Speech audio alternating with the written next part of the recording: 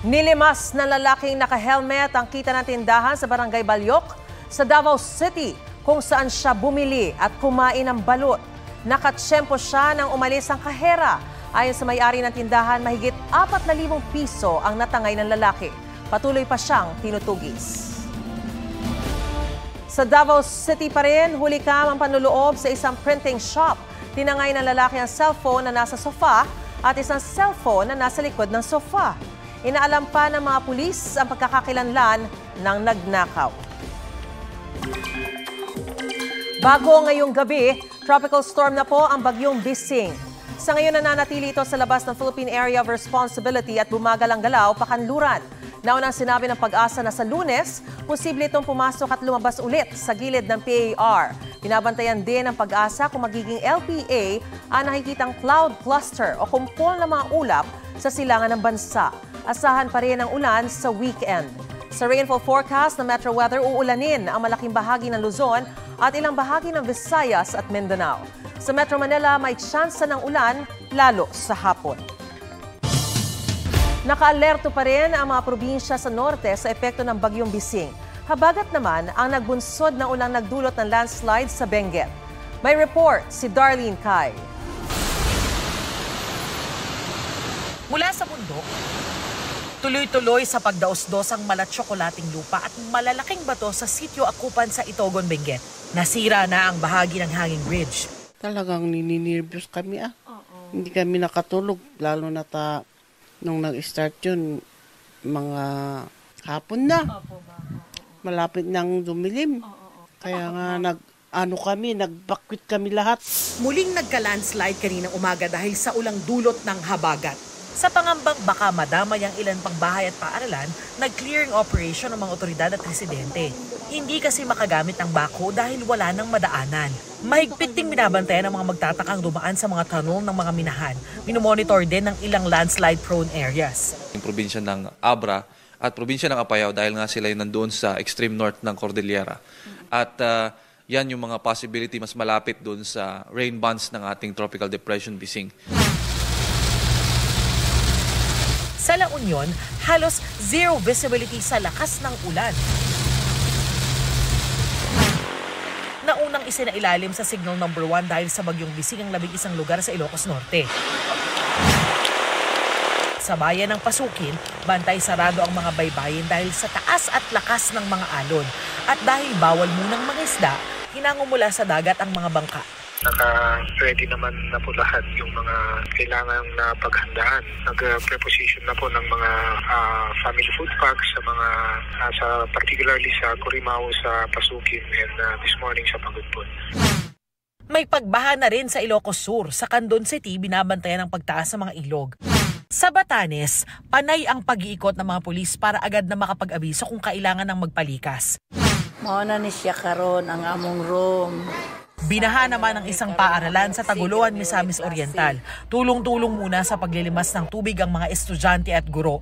Ayon sa school head, bukod sa malakas na hangin, nagpapabaha rin ang naging epekto sa kanilang drainage system ng konstruksyon doon ng karagdagang classroom. Sa ngayon, ilang stakeholders ang nagbigay ng lupang panambak para mapigilan ang pagbaha. Darlene Kai, nagbabalita para sa GMA Integrated News.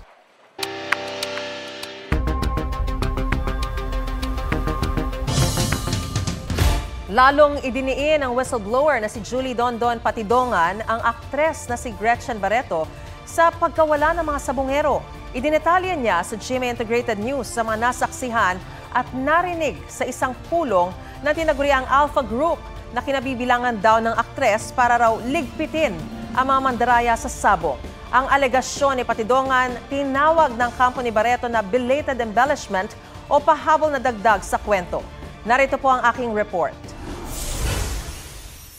Ibinahagi ni Julie Dondon Patidongan alias Totoy ang litratong ito nang kinuha niyang ninong at ninang ng kaniyang anak ang matagal niyang naging boss na si Charlie Atong Ang at aktres na si Gretchen Barreto. Ang pangalan ng anak ko, Don Chen Le. Doon ko kinuha yung Don sa akin, yung Chen, Gretchen, yung Le, Charlie, yun kinuha ko yan. Kinuha ko sa pangalan nilang dalawa. Ninong din ang kasosyo umano ni Ang na si Engineer Celso Salazar. Sabi ni Patidongan, bahagi raw sina Barreto at Salazar ng Alpha Group o yung mga pinakamalalapit kay Ang. Nasaksihan daw niya mismo kung paanong nagdesisyon ng Alpha Group sa kapalaran ng mga sabongero. Kasama siya sa pumayag na walain yung mga sabongero. Ngayon, isa sa tumas ng kabayan.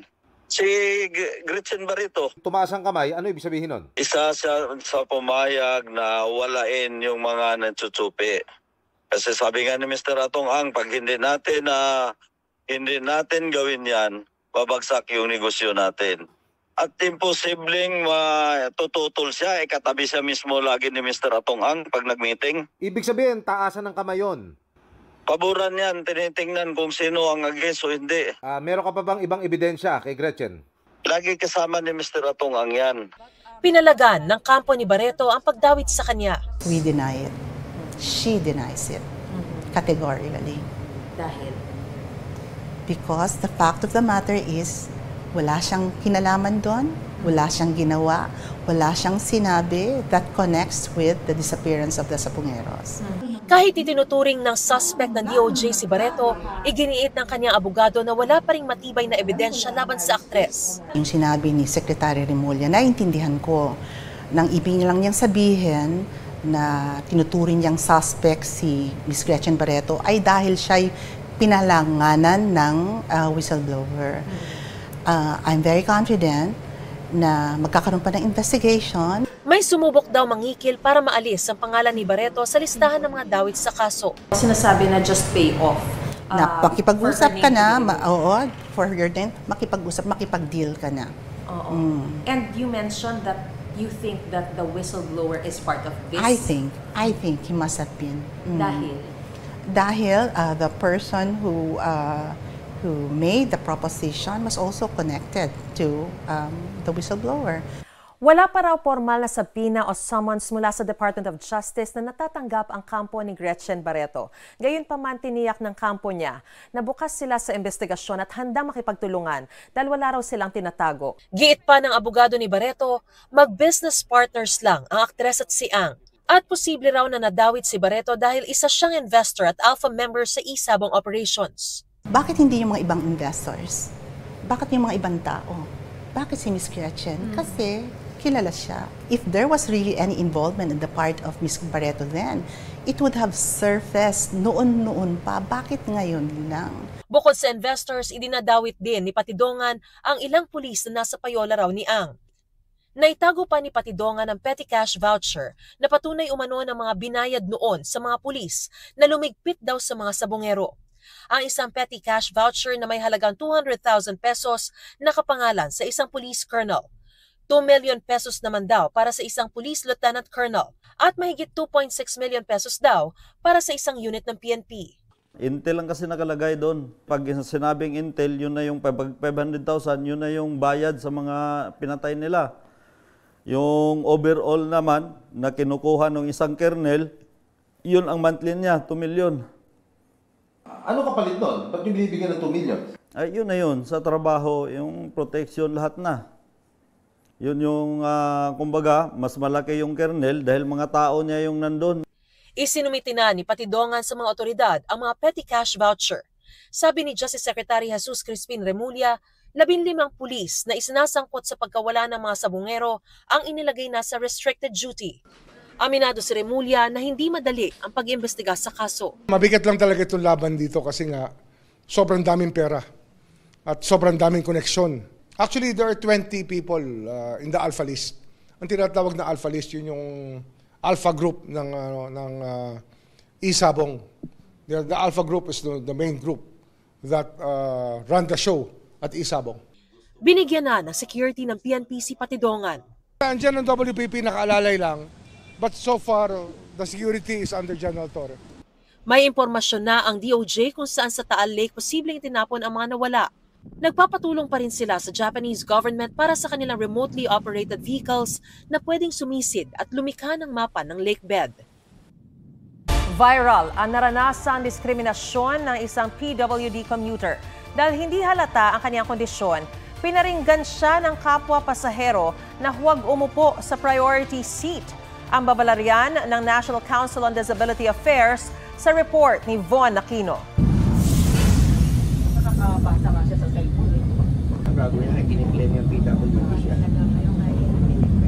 Ito ang parinig ng mga pasahero kay Julian Tacbad nang pumasok at umupo siya sa priority seat ng LRT Line 1. Sa social media post, ikinuwento ni Julian ang karanasan sa dalawang pasahero na nagtangkang magpatayo sa kanya.